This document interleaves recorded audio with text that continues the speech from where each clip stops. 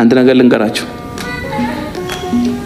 ሁለት መነኮሳት ጨው ሊገዙ ከገዳም ከተማ ገብተው ጨው ከገዙ በኋላ መሸባቸውና የገዳም ችግር ጨው ስለሆነ እንዴት እንሄዳለን እንደር ብለው ከተማ አደሩ።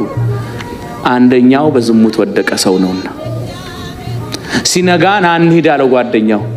አንተ ሂድ እኔ አልሄድም፣ ቆሽሻለሁ፣ ረክሻለሁ፣ ቤተ መቅደስ ሰውነቴ አድፏል አለው። ወደቀ አለው። ከስንት ሴት ጋር አለው። እሱማ ከአንድ ነው አለው። አንተ ከአንድ ሴት ጋር ነው? እኔ ከ10 ሴት ጋር ነው ያደርኩት። ከ10? አዎ ከ10? አዎ ከ10 ሁለት ቀን ነው እንዴ? እኔ ይሻላለሁ? አዎ አውቆ እኮ ነው ያኛው። አውቆ ይሄኛው ባለ አንዱ ተስፋ እንዳይቆርጥ እና ከኔም የሚበሳል እንዴ ብሎ ወደ መጽናናት መጣ። ተስፋ እንዳይቆርጥበት ነው ያኛው። እና ምን እናርግ? ንስሐ ብንገባ ይምረናል አለ።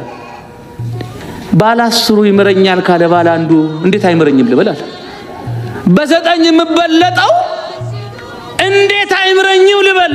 እንግባ ንስሐ አለ። ገቡ።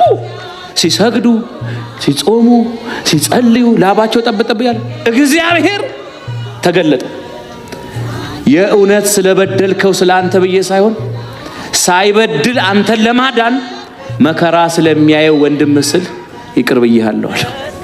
ወገኖቼ ክርስትና ማለት ሰው ወደ እግዚአብሔር ሲጠጋ በደለኛ ሲያይ አይደነግጥም።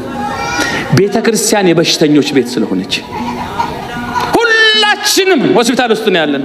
የዳነ በሽተኛና ገና የሚድን በሽተኛ ነው እንጂ ያው ነው። ሁሉም በእግዚአብሔር የታከመ ነው። የሚታከም ሲመጣ ታክሞ የዳነው ያልታከመው ላይ አይፍረድ ነው። በደለኛ ሆነን በበደለኛ ስንፈርድ ንጹህ ሆኖ እግዚአብሔር በማንም አልፈረደም።